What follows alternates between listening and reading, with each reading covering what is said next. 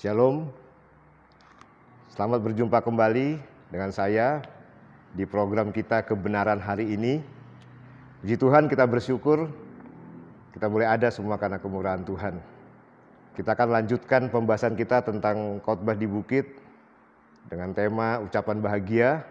Tapi sebelumnya kita mau berdoa terlebih dahulu. Mari kita berdoa. Bapa, dalam nama Yesus kami bersyukur. Hari ini kami kembali, Tuhan, akan belajar kebenaran firman-Mu tentang ucapan bahagia, bagian dari khotbah di bukit. Tuhan, biarlah Tuhan memberikan kami pencerahan, supaya kami boleh mengerti firman Tuhan, kebenaran-Mu, dan kami boleh lakukan dalam setiap kehidupan kami. Terima kasih Tuhan, dalam nama Yesus kami berdoa, haleluya, amin. Puji Tuhan. Hari ini kembali kita akan membahas tentang ucapan bahagia, bagian yang ketiga dari khotbah Tuhan Yesus di bukit. Nats kita terambil dari Injil Matius, pasal yang kelima, ayat yang kelima.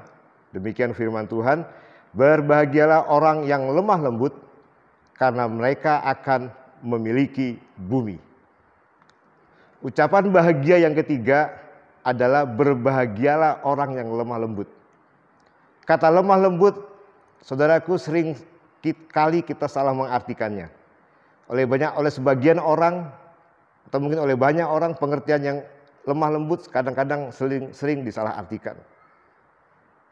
Pengertian yang salah dalam pengertian lemah lembut antara lain adalah yang pertama, kadang-kadang orang mengartikan lemah lembut dengan kata lemah gemulai, ya, atau menunjuk kepada bahasa tubuh. Lemah gemulai mungkin ya seperti apa ya, seperti contohnya Putri Solo kata orang ya.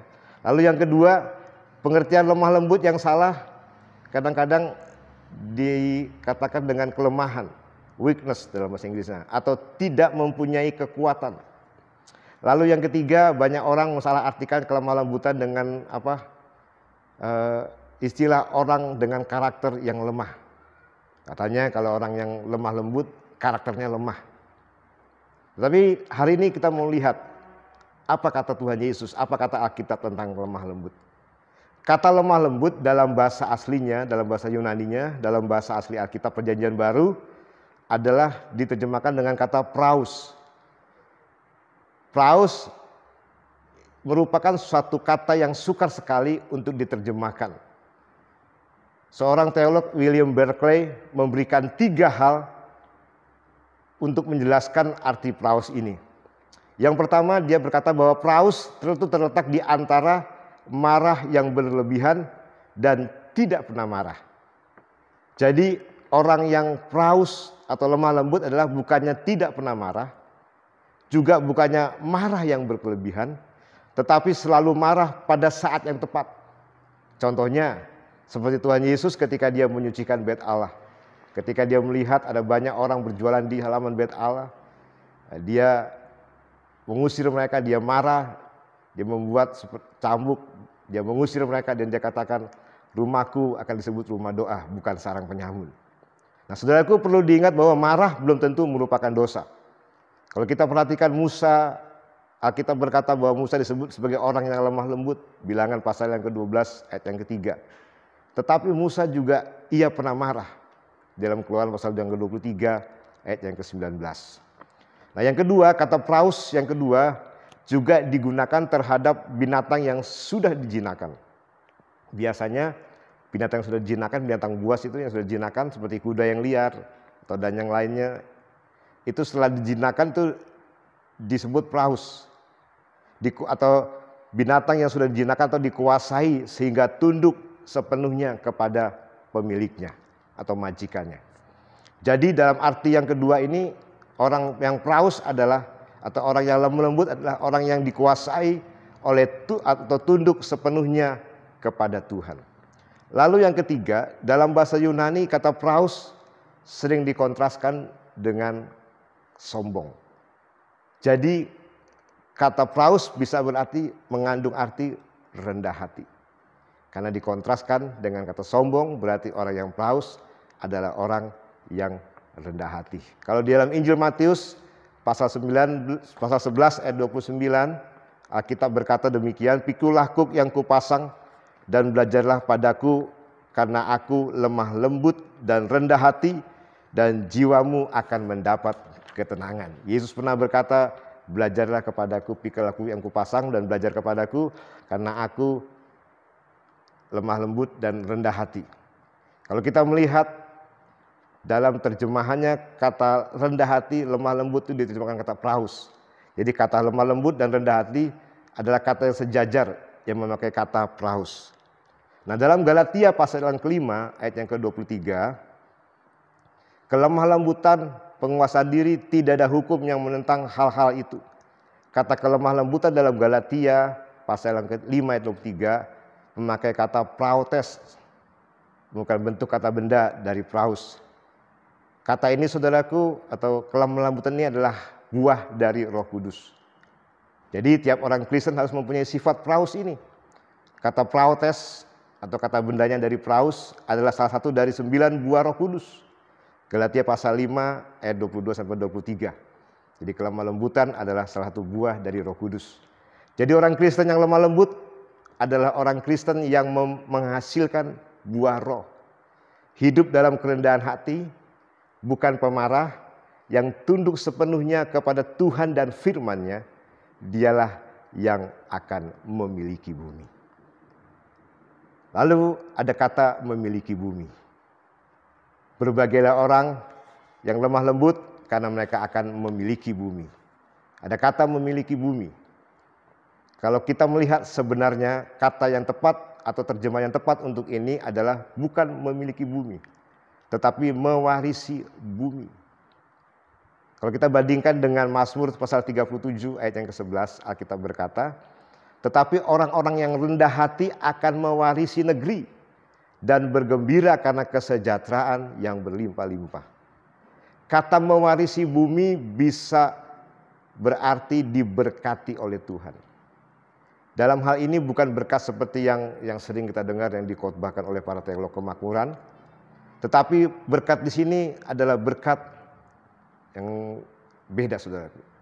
Kata bahasa Yunani yang diterjemahkan bumi adalah ge, yang mempunyai bermacam-macam arti, yaitu yang pertama earth atau bumi, yang kedua land, tanah, negeri atau daratan, yang ketiga country, negeri, yang keempat region, daerah atau wilayah, yang kelima soil, tanah, atau yang keenam bisa diterjemahkan dengan ground atau tanah. Jadi sekalipun bisa diterjemahkan bumi, tetapi bisa juga diterjemahkan tanah atau negeri. Tuhan berjanji untuk memberikan tanah Kanaan kepada Abraham. Kejadian pasal 12 ayat yang ke-1 sampai yang ke-3 dan ayat yang ke-7. Selama ratusan tahun janji itu diulang-ulang kepada bangsa Israel. Akhirnya kata-kata memiliki atau mewarisi tanah menjadi suatu ungkapan yang artinya menerima berkat Tuhan atau diberkati oleh Tuhan. Karena itu istilah mewarisi bumi atau mewarisi negeri muncul berulang-ulang. Seperti dalam Mazmur 25 ayat 13, Mazmur 37 ayat 9, Yesaya 57 ayat 13 dan lain-lain sebagainya. Kalau kita membaca ayat-ayat tersebut, maka kita akan melihat bahwa jelas istilah mewarisi bumi atau negeri memang diartikan sebagai diberkati oleh Tuhan. William Hendrickson pernah berkata, menulis dalam bukunya, dia katakan, "They may possess only a small portion of this earth or of earthly goods, but a small portion with God's blessing resting upon it is more than the greatest riches without God's blessing." Mereka mungkin hanya mempunyai sebagian kecil dari bumi ini atau dari harta duniawi, tetapi sebagian kecil disertai berkat Allah. Di atasnya ada lebih banyak daripada kekayaan yang terbesar tanpa berkat Allah. Kesimpulannya, berbahagialah orang yang memiliki penundukan diri kepada Tuhan, orang yang memilih untuk berserah kepada Allah, daripada mengandalkan kekuatan sendiri. Orang yang rendah hatinya, karena orang-orang yang demikianlah yang akan mewarisi negeri. Diberkati oleh Tuhan menurut ukuran yang Tuhan sediakan bagi setiap kebutuhan dan keperluannya. Berarti saudaraku, orang-orang yang mewarisi, yang berbahagia adalah orang-orang yang memiliki penundukan diri kepada Tuhan, orang yang memilih untuk berserah kepada Allah daripada mengandalkan kekuatan sendiri, orang yang rendah hatinya, karena orang-orang yang demikianlah yang akan mewarisi negeri. Diberkati oleh Tuhan menurut ukuran yang Tuhan sediakan bagi setiap kebutuhan dan keperluannya. Puji Tuhan. Saudaraku, biarlah kita memiliki hati yang lemah lembut, karena kita adalah orang-orang yang berbahagia, kita adalah orang-orang yang diberkati oleh Tuhan. Ketika kita memiliki hati yang lemah lembut, hati yang penuh dengan penundukan diri kepada Tuhan, hati yang penuh berserah kepada Allah, tidak mengandalkan kekuatan sendiri, hati yang rendah, lemah lembut, hati yang rendah di hadapan Tuhan, maka kita akan mewarisi negeri. Kita akan memiliki berkat-berkat Tuhan yang Tuhan sediakan buat setiap kehidupan kita. Tuhan Yesus memberkati kita. Haleluya. Haleluya. Kita akan berdoa. Terima kasih Tuhan Yesus untuk kebenaran-Mu hari ini. Biarlah Tuhan memberkati kami. Berikan kami, Tuhan Yesus, kemampuan untuk kami hidup dalam kelemah lembutan, supaya kami boleh menghasilkan buah Roh Kudus, supaya hidup kami diberkati oleh Tuhan. Kami adalah orang-orang yang mewarisi negeri. Terima kasih Tuhan. Dalam nama Tuhan kami, Yesus Kristus, kami berdoa. Amin. Shalom. Tuhan Yesus memberkati.